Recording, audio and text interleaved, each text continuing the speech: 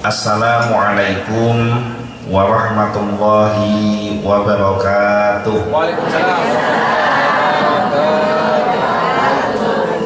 Alhamdulillah, alhamdulillahilladzi anzalas sakinata fi qulubil mu'minin liyazdadu imanan ma'a imanihim. Asyhadu an la ilaha illallah wahdahu la syarikalah wa asyhadu anna sayyidana Muhammadan abduhu wa rasuluh la nabiyya wa la rasula ba'da. Allahumma sholli wa sallim ala sayyidina Muhammad al-fatih lima ughliqa wal khatimi lima sabaqa nasiril haqqi bil haqqi wal hadi ila siratikal mustaqim wa ala alihi haqqa qadrihi wa miqdarihil azim, amma ba'du. Kepada yang saya hormati dan yang saya muliakan, para alim ulama, para kiai, para ustadz, para guru ngaji, tokoh masyarakat, kepada yang saya hormati Haji Bahrud sekeluarga, hadirin hadirat rahimakumullah. Mudah-mudahan perjumpaan kita pada malam hari ini menjadi penyebab terkabulnya semua hajat dan keinginan kita, terhapusnya semua dosa-dosa kita, dan kita termasuk di dalam golongan umat yang mendapatkan syafaat dari Nabi Muhammad SAW. Kalau di ayat yang kemarin, surat Al-Baqarah ayat yang ke-66, di mana diterangkan tentang peristiwa dikutuknya bangsa Israel menjadi monyet dari ayat 65 dan 66. Sebagian ada yang dibahas pada waktu jamaah insan kamil hadir di pengajian 2 minggu yang lalu, khususnya pada kalimat lima baina yadaiha wa ma khalfaha. Nah, lanjutan dari kalimat lima baina yadaiha wa ma khalfaha, yaitu wa mau'idhatal lil muttaqin, sudah dikaji kemarin pada waktu malam Jumat bersama dengan karyawan toko saya yang ada di Bujel, yang videonya sudah diupload di channel Koko Ustadz Official. Jadi bagi para jamaah yang ingin menyaksikan lanjutan dari kajian yang kemarin, ada di channel YouTube Koko Ustadz Official. Nah, pada malam hari ini kita melanjutkan kajian surat Al-Baqarah ayat yang ke-67. A'udzu billahi minasyaitonir rajim. Bismillahirrahmanirrahim. Wa idz qala Musa liqaumihi innallaha ya'murukum an tadhbahu baqarah. Qalu atattakhiduna huzwa. Qala a'udzu billahi an akuna minal jahilin. Wa idz qala Musa, dan ingatlah ketika Nabi Musa berkata liqaumihi, kepada kaumnya, innallaha, sesungguhnya Allah, ya'murukum, telah memerintahkan kepada kalian, an tadhbahu baqarah, untuk menyembelih sapi betina. Qalu, Bani Israel berkata, mereka bangsa Israel berkata, atattakhiduna huzwa, apakah kamu menjadikan kami bahan ejekan atau bahan olok-olokan? Qala, Nabi Musa menjawab, a'udzu billahi, aku berlindung kepada Allah, an aku naminal jahilin, agar tidak menjadi salah satu dari kelompok orang-orang yang bodoh. Kita lanjutkan kepada tafsirnya. Jadi mon maca Al-Quran neka, pertama petepak kade tajwid serta makhrajnya.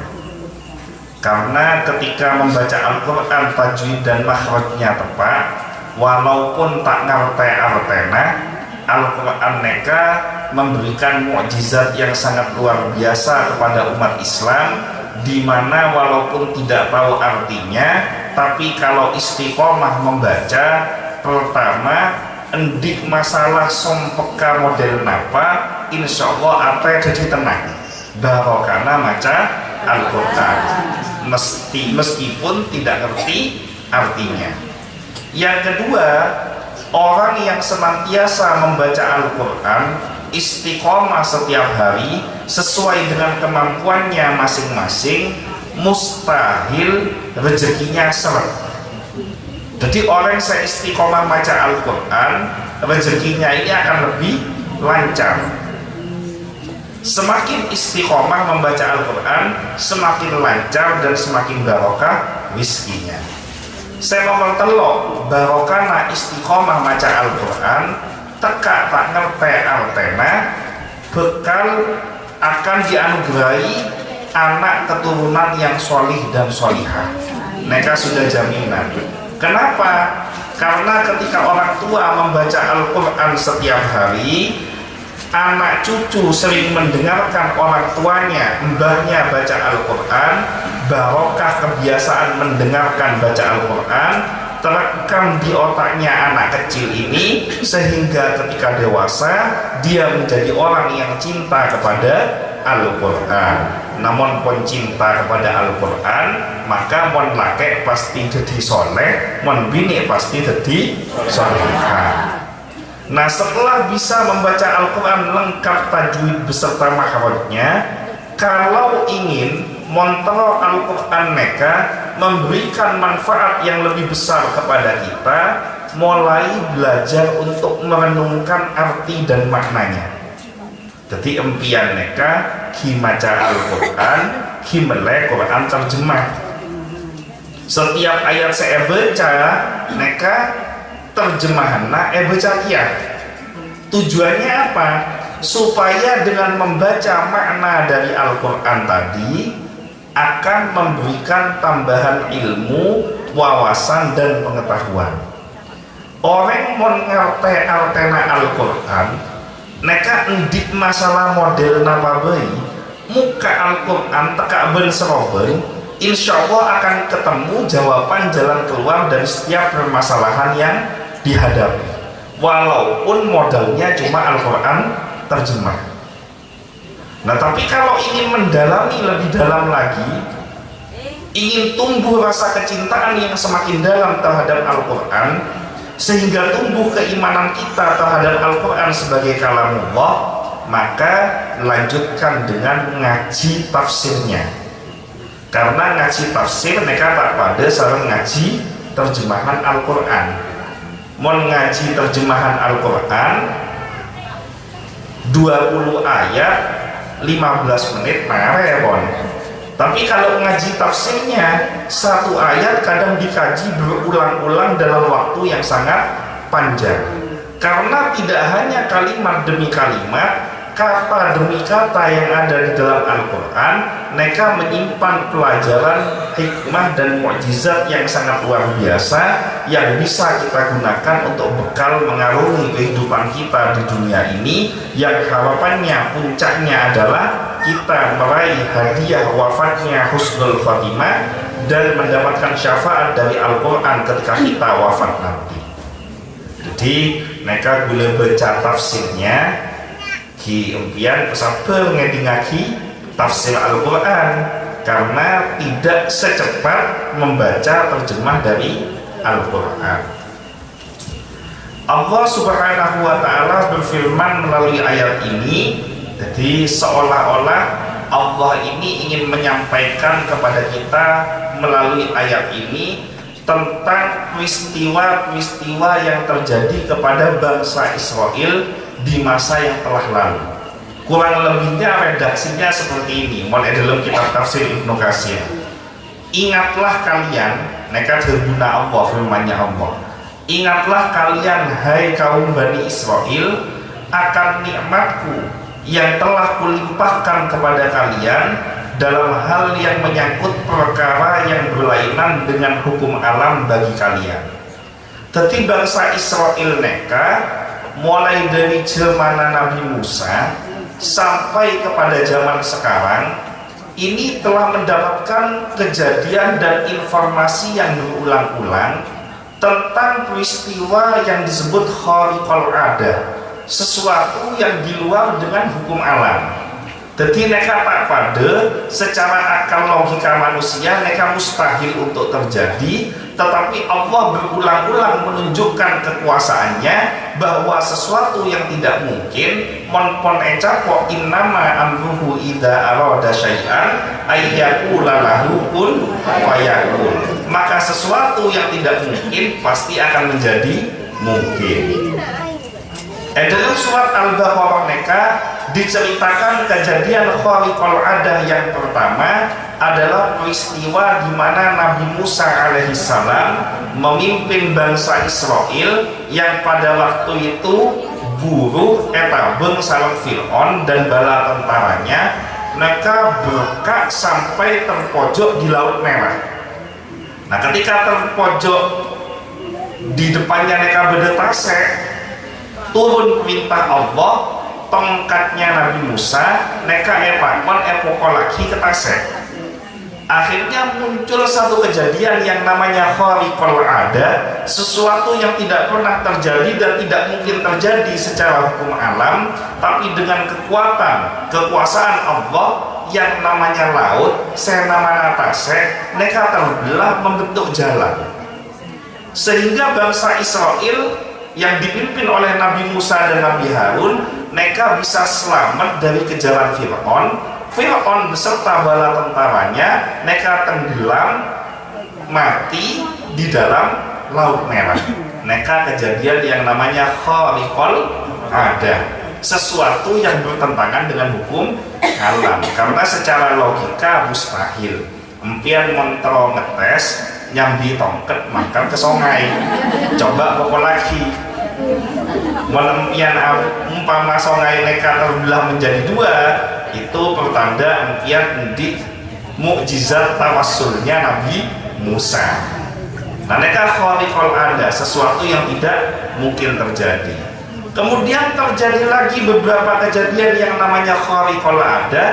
Contohnya ketika bangsa Israel di dalam perjalanan di padang pasir menuju tanah yang dijanjikan oleh Allah, ke tengah perjalanan pas matur ke Nabi Musa bahwa tabu mereka lapar. Nah, lapar kan gini kamu.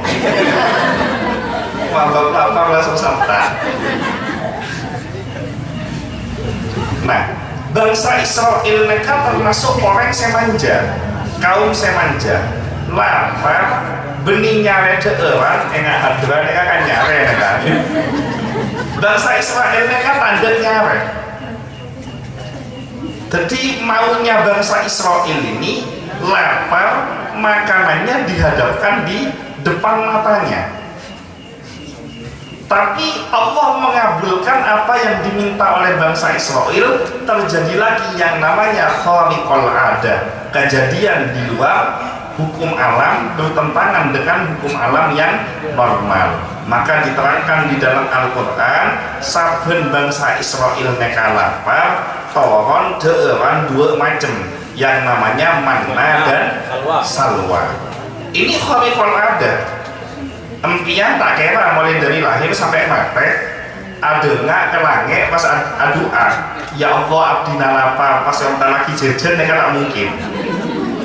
Menyebut ke pengajian nih pola online.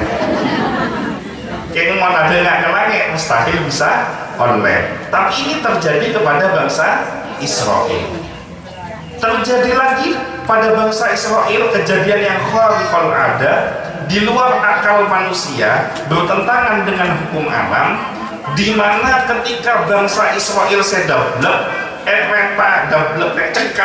cengkal, diperintahkan oleh Nabi Musa untuk mengimani kitab Taurat yang diberikan kepada Nabi Musa sebagai kitab sucinya bangsa Israel zamannya Nabi Musa, sebagaimana Al-Quran kitab suci yang harus kita imani. Mereka bangsa Israel tak hendak mengimani kitab Taurat. Bahkan diterangkan di dalam Al-Quran, yang sudah kita bahas kemarin, lan nu'mina laka hatta narallaha jahratan. Kami sekali-kali tidak akan beriman kepadamu hai Musa kecuali sampai kami bisa melihat wujudnya Allah secara nyata. Jadi mereka keterlaluan minta perwujudan Allah, Allah minta ditampakkan di hadapan matanya, baru dia percaya kalau Allah itu ada dan baru mau iman kepada kitab Taurat. Akhirnya terjadi kejadian khariqul adah. Apa itu khariqul adahnya? Fa'akhadhatkumus sa'iqah wa antum tanzurun. Sareng Allah neka eta porkelat tong setong. Jadi benih sekaligus mata kaki. Neka dalam riwayat beda petong polo orang. Neka eta porkelat mata tong setong. Benih sekaligus 70 orang. Apa makna tong setong? Supaya seordik neka oni bahwa kancana neka tong setong mati sampai dirinya juga mati. Setelah mati kabeh neka petong polo orang, terjadi peristiwa khariqul adah. Ini kan berulang-ulang kepada bangsa Israel, di mana bangsa Israel sepon mati neka epodi kote sareng Allah, neka benih epodi sekalian, benih petong polo orang neka sekalian kapi langsung odi, tapi odi na juga tong setong. Nah apa mak tong setong kote supaya seodi kade neka ngabes kancana teretana semate neka epodi sareng Allah. Jadi ini berulang-ulang peristiwa khariqul adah yang terjadi pada bangsa Israel sejak zaman Nabi Musa sampai zaman Nabi Muhammad SAW, yang tujuan dari khariqul adah mereka peristiwa-peristiwa yang bertentangan dengan hukum alam, tujuan utamanya adalah Allah ingin menampakkan kekuasaannya supaya dengan nampaknya kekuasaan Allah bangsa Israel iman kepada Allah. Tapi sayangnya sampai semakin bangsa Israel lebih banyak saya tak iman ke Allah, lebih banyak saya ingkar kepada Allah. Bahkan dengan kejamnya mereka membunuh nabi-nabinya, Nabi Zakaria EPATN, Nabi Yahya EPATN. Mereka kan sudah termasuk kaum yang sangat bejat moralnya. Empian bayang lagi menjeman semakin beda setong ulama, beda setong kiai, beda setong habaib yang sangat dekat kepada Allah, yang selama hidupnya memberikan barokah kebaikan untuk umat pas EPATN. Saya matakan mereka kan coba nawar. Nah mereka bangsa Israel Nabi EPATN. Nah ayat yang kita bahas pada malam hari ini juga menceritakan tentang peristiwa khariqul adah.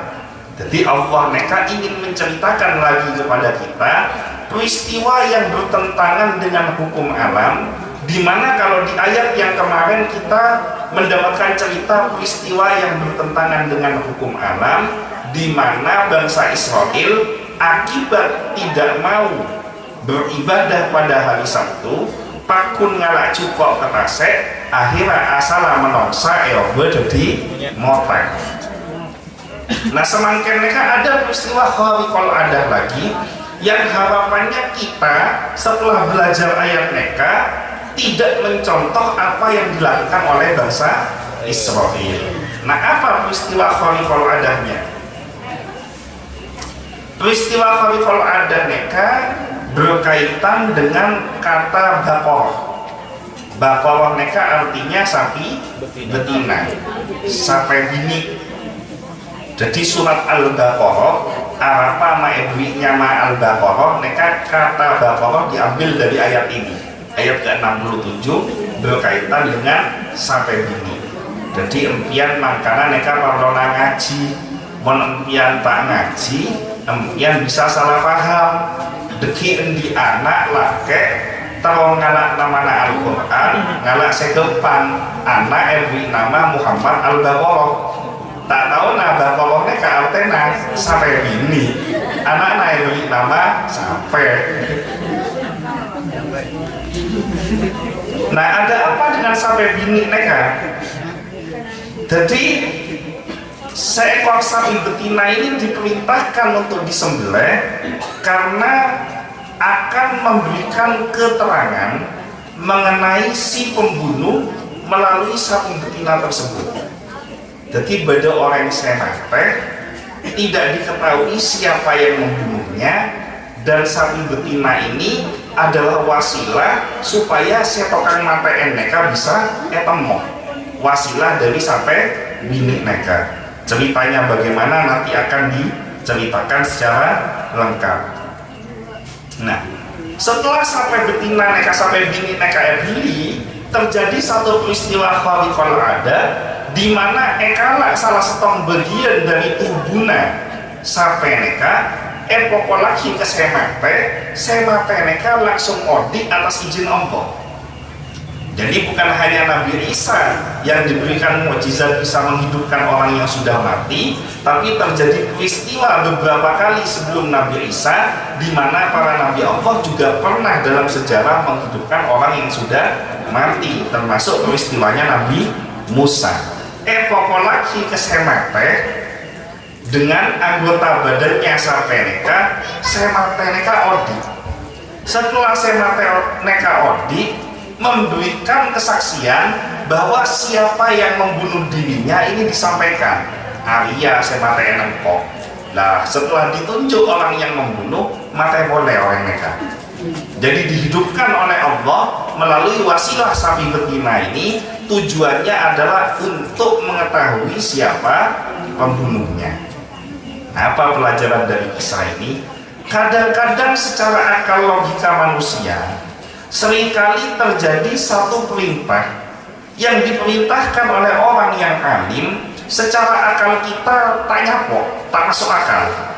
Apa hubungannya orang mate bisa sampai? Mak beda orang mate, tahu siapa saya mateen, mak apa nyembelih sampai bini boleh. Nah, mereka kan secara logika tidak masuk. Tapi kalau sudah yang memerintahkan Nabi, mereka pasti hubungannya langsung dengan Allah. Apalagi secara tegas Nabi Musa mengatakan, innallaha ya'murukum an tadbahu baqarah. Sesungguhnya Allah telah memerintahkan kepada kalian untuk menyembelih sapi betina. Maka monpon Nabi sengocak neka toroen, walaupun secara akal logika tidak masuk akal. Banyak hukum secara akal logika tak masuk akal, tapi ikuti contoh syariatnya Nabi Muhammad. Empian mon abejeng neka wajib ngala wudu, mon sobung ae maka diperintahkan untuk tayamum. Tayamum neka ngakui apa? Ngakui debu, ngakui abu. Kalau akal manusia yang terbatas ini pasti akan berpikir mak tak masuk akal. Wudhu ngakui air, mon air bisa membersihkan, mensucikan. Tapi secara akal manusia debu neka kan akabai gede, membuat kotor. Kok malah disuruh jadi gantinya air? Akalnya manusia tak nyapok. Tapi yang iman ke Allah, iman ke Rasulullah, iman ke Al-Quran tidak usah dikritisi kenapa kok tidak masuk akal. Jadi bayi pon deki bit abit saya tak ngerti jadi ngerti apa mon orang laki pak mbukna sombong omor pelewarisan dua bagian, sementara orang bini kun oleh setong. Mata adil neka secara akal tak masuk. Ki akal ada gula sarang sampean saya tak masuk. Tapi kalau kita kaji ilmunya secara mendalam, semuanya betul-betul menunjukkan keadilan hukum Allah. Mon kita ngape jalan ibu deki bit abi tadi ngape. Nah, bangsa Israel neka model orang mon tak masuk ke akal pikirannya, walaupun Allah yang memerintahkan, walaupun Nabi yang menyampaikan, mereka neka tak ada percaya. Bahkan didebat, atat tahiduna huzwa, apakah kamu ingin menjadikan kami bahan olok-olokan? Ma orang mate tahu siapa saya mateen ma pakon abli sampai bini. Neka secara logika tidak masuk.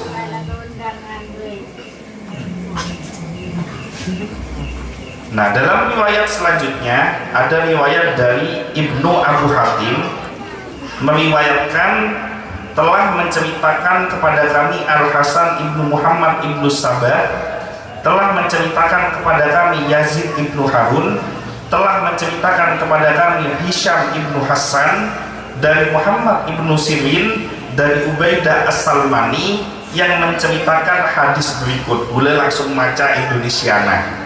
Kenapa kok harus disebutkan hadis ini dari ini, dari ini, dari ini? Tujuannya supaya sanad neka tetap terjaga. Karena zaman semangken neka banyak orang tak ngehargai sanad, tidak mau menghargai sanad keilmuan. Bahkan muncul aliran-aliran zaman semangken yang secara sombong mengatakan ndak usah ikut-ikut NU. NU nih sekoni tawassul. NU nih sekoni menggunakan sanad. NU nih sekoni menggunakan menyebutkan nama guru-gurunya, dari gurunya ke gurunya ke gurunya. Itu bertentangan dengan ajaran Islam. Langsung aja kepada Al-Quran dan As-Sunnah. Tidak usah dikurangi, tidak usah ditambahi, tidak usah sanad-sanatan. Namun tak ngakui sanad, mereka bahaya. Apa? Karena kalau tidak menggunakan sanad, akan menghukumi setiap hukum yang ada di dalam Al-Quran maupun As-Sunnah dengan cara berpikirnya sendiri yang belum tentu ini betul. Bahkan kitab hadis yang paling utama di dalam ajaran agama Islam, yaitu kitab hadis Sahih Bukhari, penyusunnya namanya Imam Bukhari, neka di sanad tak berseroben menyusun hadis langsung menjadi kitab Sahih Bukhari. Ada proses selama 16 tahun di mana beliau mengumpulkan satu hadis ke hadis berikutnya dengan memverifikasi, memastikan hadis ini betul-betul disampaikan oleh Nabi Shallallahu Alaihi Wasallam atau tidak, dengan kriteria yang sangat panjang dan khusus. Gempana bila mentero ngejelasake tentang Imam Bukhari punya sanad. Imam Bukhari ini sanadnya bersambung sampai kepada Rasulullah. Imam Bukhari neka nama kecilnya Muhammad bin Ismail bin Ibrahim bin Mughirah bin Bardisbah Al-Bukhari. Neka guruna banyak di 2000 guru. Empian senama banyak guruna. 2000 orang. Neka di 2000 orang guru tapi enak. Jadi maksudnya 2000 guru ini Imam Bukhari tidak ada satupun yang terlupa. Beliau ingat semua nama-nama gurunya beserta jalur ilmunya yang bersambung sampai kepada Rasulullah. Di antara 2000 orang gurunya ada seorang ulama yang bernama Imam Ahmad bin Hambal, pendiri madhab Hambali. Jadi mon beda orang saya ngocak, ndak usah sanat-sanatan, ndak usah madhab-madhaban, ndak usah guru-guruan, mereka orang ngelantur. Dia pegang, dia percaya kepada kitab Sahih Bukhari, tapi tidak percaya kepada sanad dan madhab. Sementara Imam Bukhari punya sanad keilmuan yang jelas dan gurunya adalah Imam madhab. Imam Bukhari ngaji ke Imam Ahmad bin Hambal, pendiri madhab Hambali. Imam Ahmad bin Hambal ngaji ke Imam Muhammad bin Idris Asy-Syafi'i, pendiri madhab Syafi'i. Imam Syafi'i ngaji ke Imam Malik bin Anas, pendiri madhab Imam Maliki. Imam Malik bin Anas ngaji kepada Imam Nafi'. Imam Nafi' neka khodim pelayannya Abdullah bin Umar. Monceman lambe khodama kiai neka nopo alim. Jadi kiai na alim khodama nopo alim. Menjaman semangken kiai na alim khodama belum tentu alim. Kenapa? Karena zaman dulu ketika kepingin jadi khodamnya kiai, tujuan yang paling utama adalah ingin mengabdi kepada kiai, terus oleh bahwa karena kiai. Menjaman semangken banyak khodam saya acuil kiai na hibi. Mon ngonceng kiai senapa? Kiai na tak matok target. Khodam masih tak beres. Kiai mereka kan ke Kak Dintong ngakui bensin. Jadi mon etong ditong mereka paling enggak saya masuk akal 2 juta. doa kiai mereka mesti diperhatikan, mulai dari sape, ajeng, jukok, segala macam jukok mereka sebut lagi kabeh. Saya nama-namanya nomor macam-macam mereka, susu, teh, kopi. Mereka kan kiai nata kayak tabu mengenal kerjanya.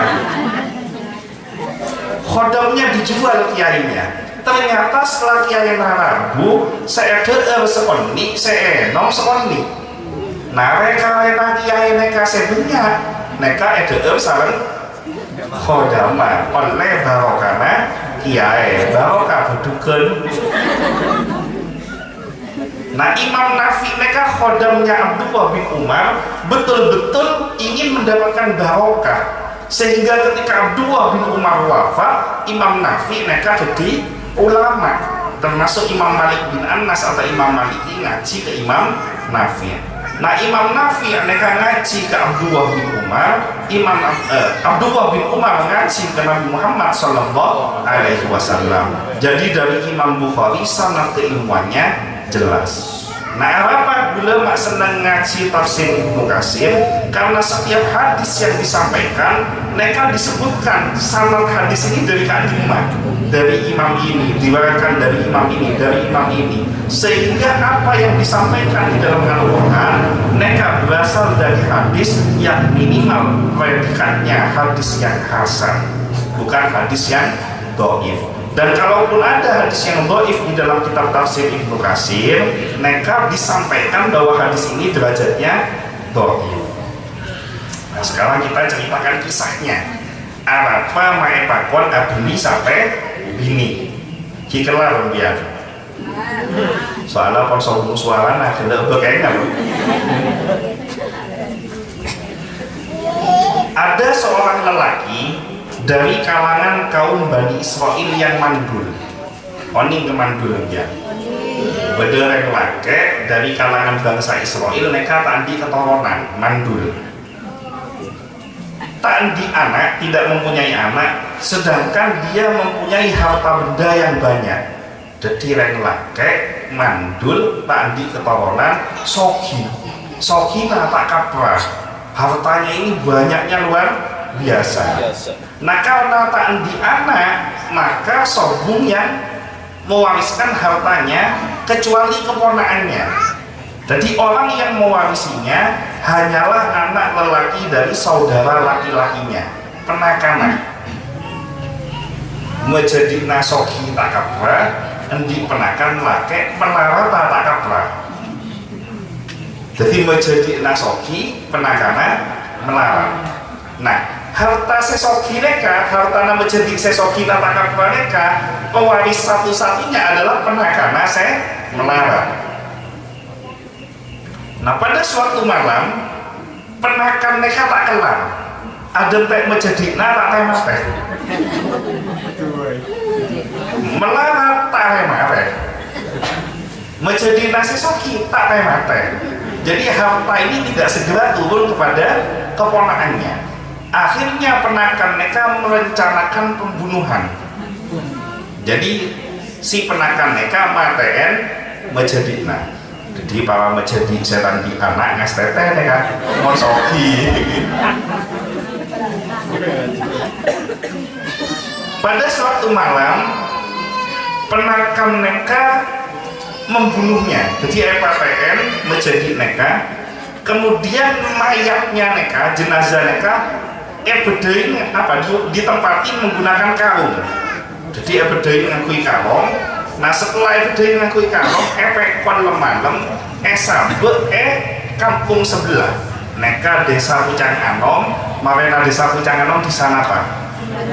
Hah? Sumber Anom. Sumber Jeruk. Sumber Anom. Iya. Nah, saya PTN menjadi mereka orang Pucang Anom umpama. Mampian lekas ngante. Setelah PTN sarung penakana, bedain ngakui karung, pas sambi ke Sumber Anom. Sambil di depannya pintunya penduduk Sumber Anom. Mare PTN sambil di desa sebelah. Nah di pagi harinya, setelah pagi hari sematain neka penakan neka menuduh desa sebelah sematain menjadinya. Jadi si ponaan yang membunuh pamannya, setelah pamannya mati dibungkus pakai karung, dikirim ke desa sebelah. Setelah keesokan paginya si ponaan ini pura-pura bingung mencari pamannya. Adimat kedimatan menjadi nekamak sombong. Esare depak ke desa sebelah, ternyata ditemui mayat pamannya. Begitu ketemu dengan mayat pamannya, pura-pura sedih, acting. Jadi orang saya sebut acting mereka lebih kun semakin jadi cuma nambah konbennya acting mereka mak tanggo jadi mak mate sedih, padahal dalam hati gembira karena pamannya sudah mati. Maka si pembunuh ini, ponakan ini memfitnah, difitnah si orang yang di depan rumahnya ada jenazah pamannya. Nah, karena si yang punya rumah ini merasa tidak membunuh, otomatis menolak tuduhan tersebut. Akhirnya dari tuduhan tersebut ada penolakan, mulai saling serang. Yang awalnya lewat mulut, jadi melalui bentak, bit-abit atau ngalak senjata. Sudah hampir terjadi peperangan. Nah, ketika para perang sudah hampir saling bunuh-membunuh, datang orang yang bijak. Makanya impian mereka asokor membeda orang yang bijak di dalam lingkungan. Karena kenapa? Orang yang bijak ini selalu menyelamatkan dikala ada masalah yang genting. Ketika sudah hampir terjadi pertempuran, hampir saling bunuh-membunuh antara yang satu dengan yang lainnya, nah orang bijak mereka pas adhebu. Mengapa kalian saling membunuh di antara sesama kalian, sedangkan ada utusan Allah di tengah-tengah kalian?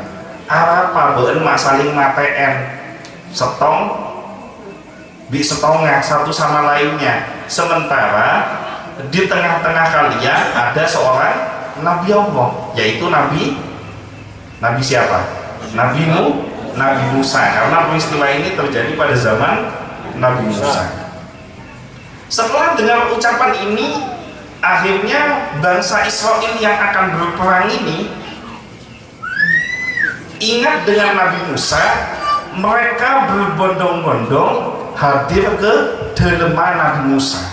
Umpama moncara semangkin orang pucang anom atokar, pas beda saya ngocak apa ben atokar, padahal pucang anom beda pesantren, beda kiai.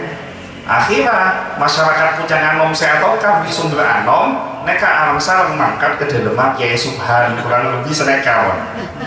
Mereka menghadap kepada Nabi Musa. Nah, ketika menghadap kepada Nabi Musa diceritakan peristiwa dari awal sampai akhir di mana terjadi pembunuhan dan tidak diketahui siapa pembunuhnya.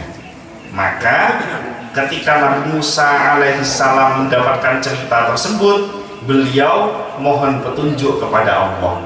Karena Nabi Musa kan kalimullah, punya mukjizat, mampu bercakap-cakap langsung dengan Allah. Setelah bercakap-cakap langsung dengan Allah, maka Nabi Musa menyampaikan kepada kaumnya sesuai dengan yang disebutkan di dalam ayat ini. Innallaha ya'murukum an tadbahu baqarah. Sesungguhnya Allah telah memerintahkan kepada kalian untuk menyembelih sapi betina. Jadi itu peristiwanya. Kenapa kok sampai ada peristiwa disuruh menyembelih sapi betina? Nah, Rawi mengatakan, ini yang menarik. Kalian perhatikan baik-baik, jangan sampai nyontok yang model bangsa Israel mereka. Rawi mengatakan, yang meriwayatkan hadis tadi itu, seandainya mereka tidak menyangkal, bangsa Israel ini tidak menyangkal, niscaya sapi apapun yang mudah didapat sudah cukup bagi mereka. Ketika dikatakan innallaha ya'murukum an tadbahu baqarah, sesungguhnya Allah memerintahkan kepada kalian untuk menyembelih sapi bini, neka sapi bini sedimabai neka poncokok. Pokok beda sapi bini beli neka poncokok. Tapi karena bangsa Israel tidak percaya kepada Allah, dikatakan qalu atattakhiduna huzwa, Ini Nabi Musa ini apa-apaan, menceritakan tentang orang yang sudah meninggal, kepingin tahu siapa yang membunuh, kok malah suruh nyembelih sapi betina. Jadi tidak percaya, walaupun yang memerintahkan Nabi, walaupun Nabi Musa mengatakan innallaha ya'murukum, dengan tegas menyebutkan nama Allah yang memerintahkan, mereka pun tak percaya bangsa Israel.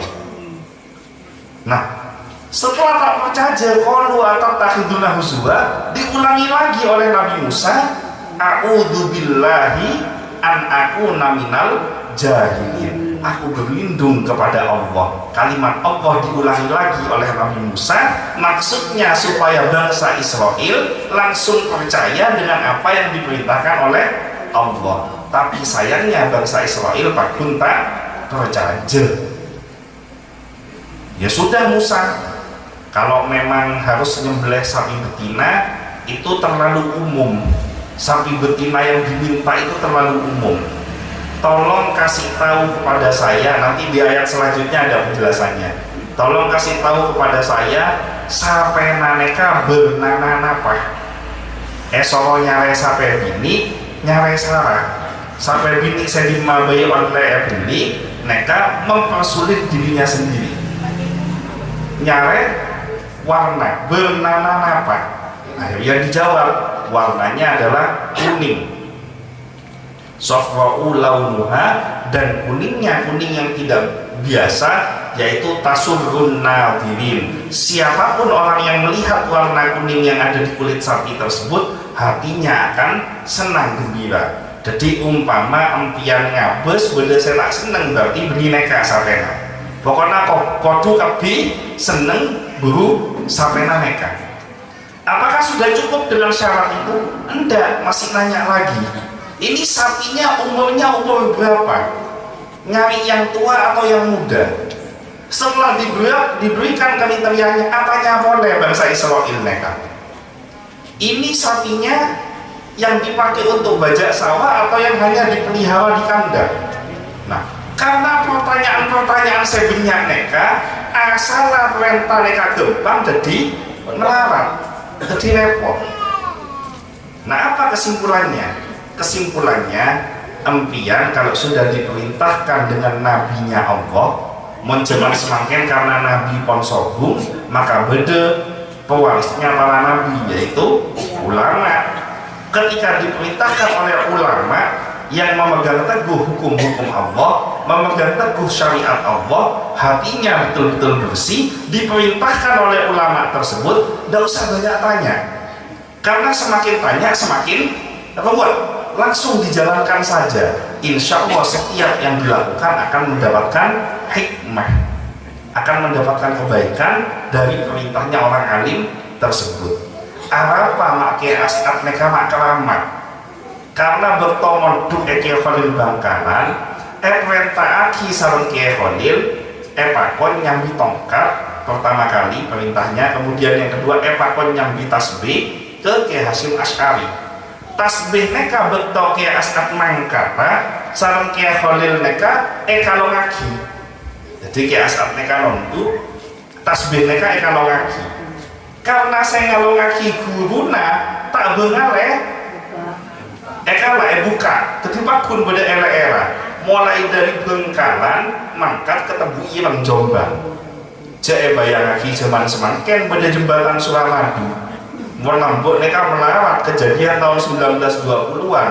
Kiai As'ad tidak bertanya kenapa kok tasbihnya harus dikalungkan, apa tujuannya kok harus membawa tasbih, tidak bertanya. Ketika diperintahkan baca ya Jabbar ya Qahar, langsung baca, tak nanya. Nah, barokana ta'zim kepada gurunya tanpa banyak tanya kepada gurunya, ketika beliau keluar dari pesantrennya Kiai Khalil Bangkalan, jadi ulama keramat. Kenapa? Karena ridho dari gurunya. Nah, pada empian zaman semangken kimon tero keramat yang Kiai As'ad bermelarat, tapi minimal oleh barokana guru dengan ta'zim tawaduk kepada gurunya. Nah, bangsa Israel ini banyak protes. Solo napa protes, solo nyembelih sapi betina protes. Akhirnya karena protes melawat. Makanya perawi mengatakan seandainya mereka tidak menyangkal, niscaya sapi apapun mudah didapat sudah cukup bagi mereka. Tapi mereka keras kepala. Oh, ini keras kepala. Kenapa modelnya keras kepala? Hah? Mon lake kardi, mon bini karni, karpa tibi. Nah, mereka orang saya keras kepala. Nah, karena keras kepala, sesuatu yang gampang jadi susah. Sebetulnya perintah Allah itu kan tidak ada yang susah kan. Abu jeng sobu, mereka melarat kenapa susah, kenapa gampang? Melarat kenapa gampang? Kalau niatnya karena Allah, mohon pertolongan kepada Allah, abu jeng sobu mereka gampang. Tedung doa kepada Allah, ya Allah, abdina laguna taro abu jeng sobu, maka bangunkan saya tepat pada waktunya. Maka insya Allah pasti akan dibangunkan oleh Allah ketika waktunya sholat subuh. Tapi mau yang malam ngocak, tak bisa ya bejeng subuh, mau boleh melarat tak jaga gunakan mimpian, aduh boleh. Jadi pertolongan Allah akan turun ketika kita itu percaya bahwa setiap perintah Allah akan ada pertolongannya. Mereka marina para bulan pasar. Belum apa sah ngocak. Ndik mah akut. Mon apa saja sarah. Padahal belum coba. Mestinya coba kada sahur, kada bejena sahur. Pasar mon tabuna komat sakit kibeta lagi neka belum apa sapon ngocak mah akut. Padahal banyak sejarah orang yang sakit mah bahwa karena apa jadi beres. Tak bisa mon tak ada sakit tabu akhirnya pasana tak apa sakit najen salah.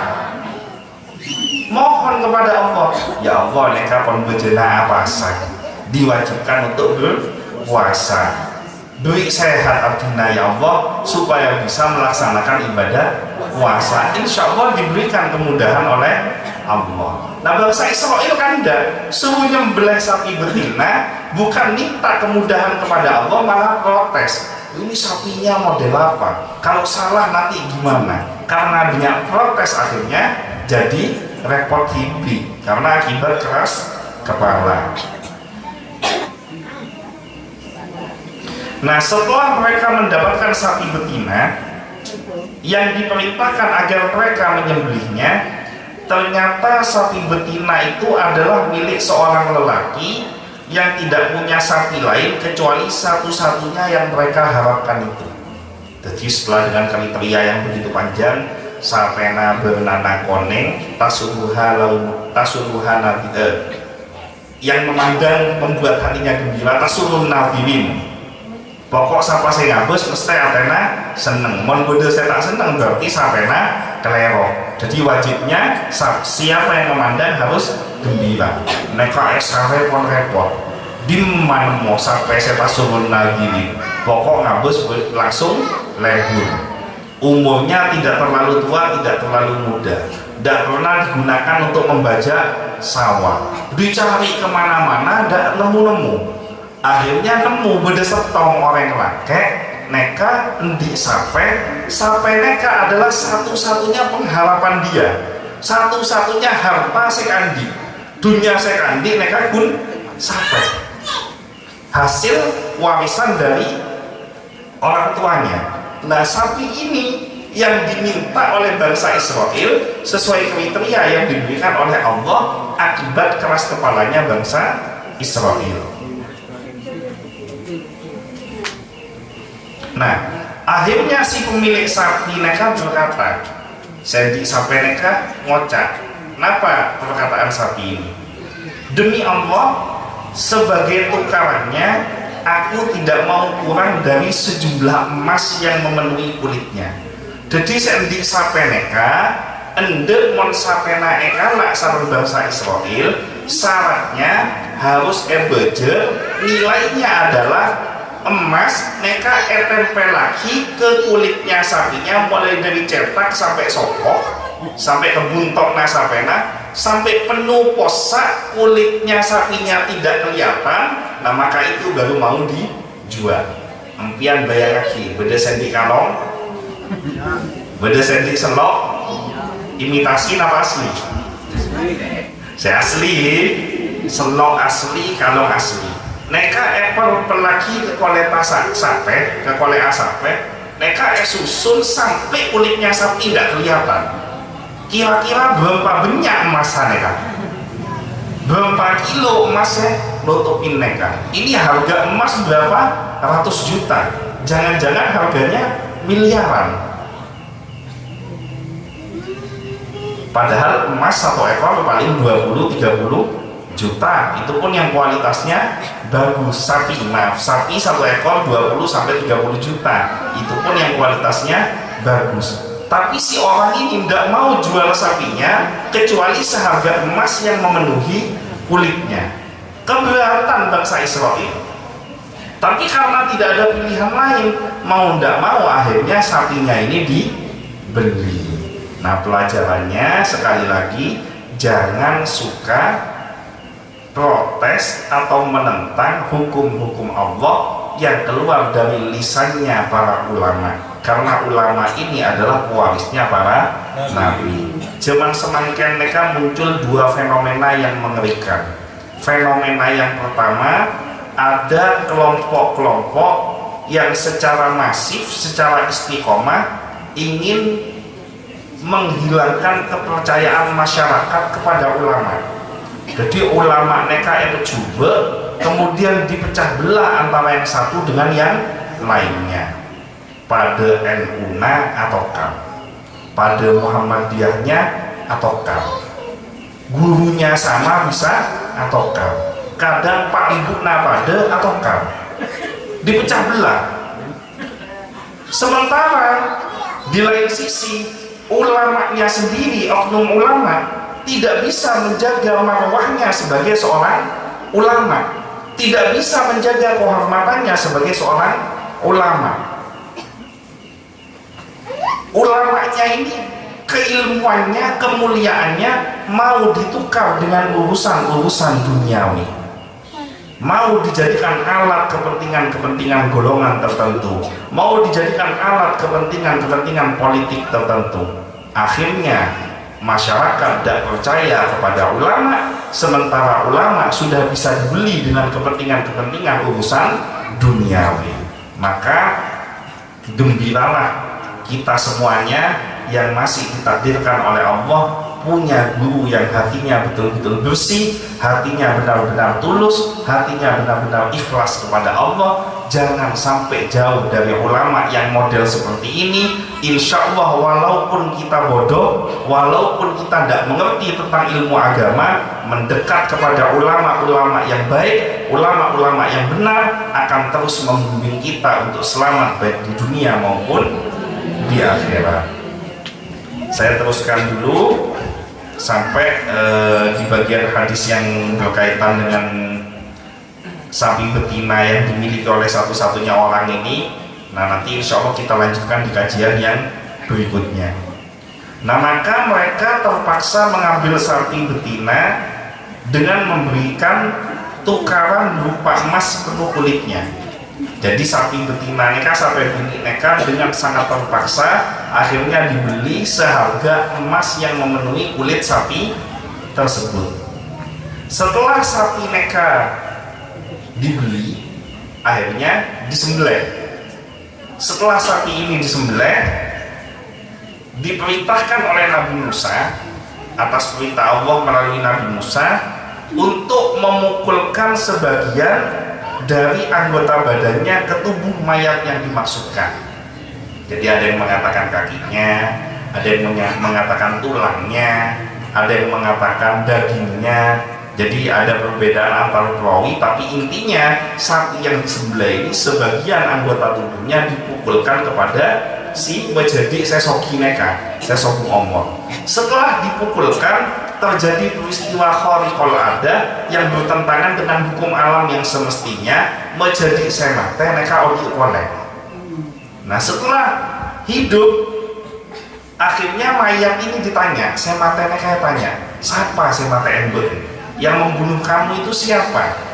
Akhirnya dijawab oleh orang yang sudah meninggal, yang dihidupkan kembali, orang ini Arya Sematen ditunjuk apa berdua yang ditunjuk eduding. Jadi di eduding Arya Sematen kok eduding ini menurut hadis ini.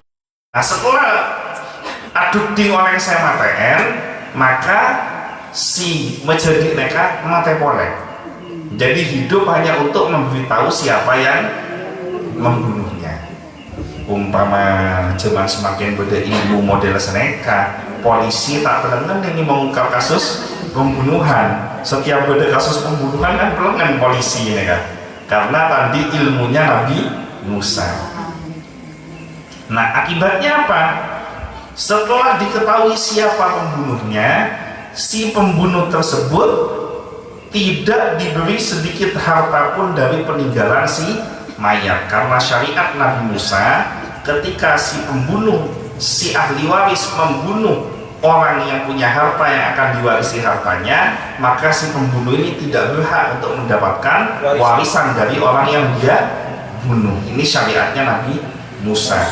Bahkan ada riwayat lain, insya Allah kita kaji di lain waktu, bahwa si pembunuh ini akhirnya dihukum mati karena telah melakukan pembunuhan. Nah setelah peristiwa tersebut maka pembunuh tidak dapat mewarisi harta si terbunuh.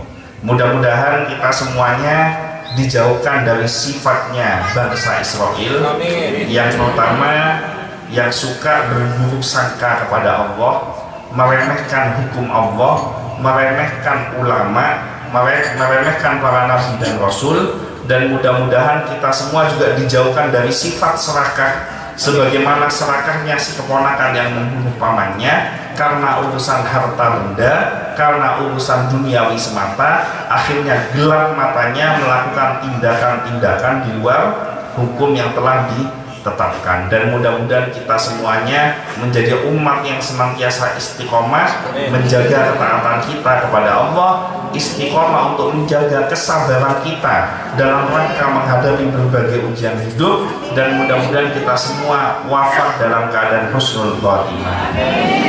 Mon amina pon santa neka toh lekas mare.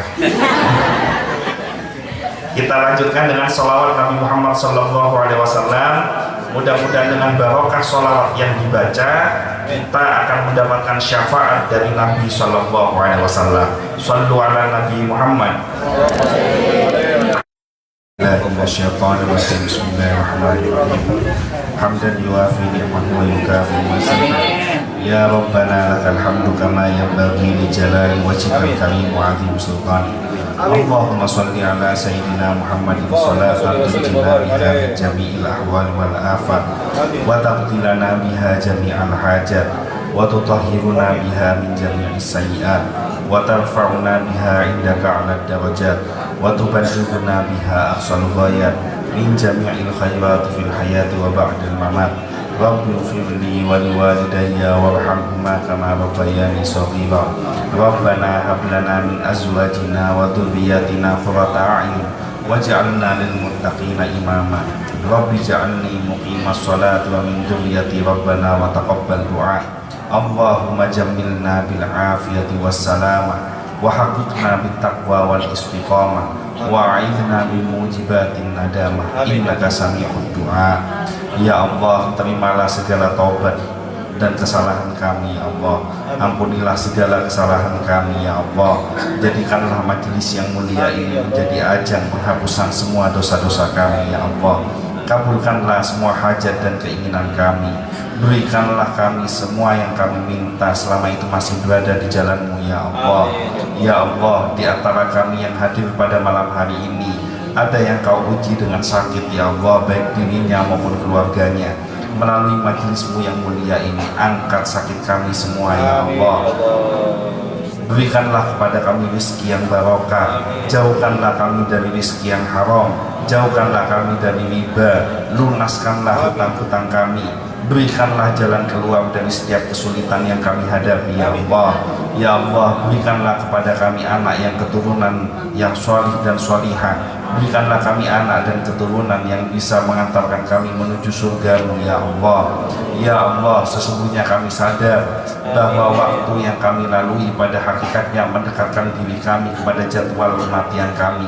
Maka apabila ajal telah tiba waktunya kepada kami, wafatkanlah kami dalam keadaan yang terbaik, dalam kondisi yang terbaik, dalam waktu yang terbaik, dalam keadaan kami menjaga ketaatan, dalam keadaan kami menjaga wudhu, dalam keadaan kami sholat, dalam keadaan kami membaca Al-Quran, dalam keadaan kami istiqomah menjalankan semua yang Kau perintahkan dan istiqomah menjauhi semua yang Kau larang ya Allah.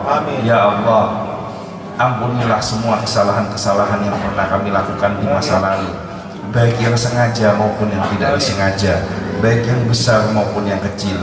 Ya Allah, melalui majelis-Mu yang mulia ini ya Allah, jikalau ada di antara kami yang hadir pada malam hari ini pernah melakukan dosa-dosa besar, pernah berzina, pernah mencuri, pernah minum minuman keras, pernah durhaka kepada orang tua, pernah berjudi, pernah menyekutukan Engkau, pernah meninggalkan sholat dengan sengaja, maka melalui majelis-Mu yang mulia ini ya Allah, ampunilah semua dosa dan kesalahan kami. Jadikanlah semua yang hadir pada malam hari ini keluar dari majelis ini dalam keadaan bersih dari dosa. Ya Allah, ampunilah segala kesalahan kedua orang tua kami. Jikalau seandainya yang hadir pada malam hari ini orang tuanya masih hidup, panjangkanlah umurnya, sehatkan badannya, bahagiakan hatinya, wafatkan dalam keadaan husnul khatimah. Jikalau orang tua kami sudah wafat, ampunilah dosanya, terima semua kebaikannya. Jikalau seandainya ada yang hadir pada malam hari ini, orang tuanya di alam kubur sedang mengalami siksa kubur, melalui majelis-Mu yang mulia ya Allah, angkatlah siksa kubur orang tua kami ya Allah, ampuni dosanya ya Allah, masukkanlah ke dalam surga-Mu, kumpulkanlah bersama kekasih-Mu Nabi Muhammad SAW.